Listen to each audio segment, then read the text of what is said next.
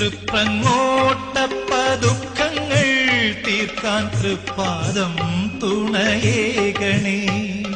അന്ധകാന്തക സന്തതം നീയൻ അന്തരംഗത്തിൽ വാഴണേ. അന്തരംഗ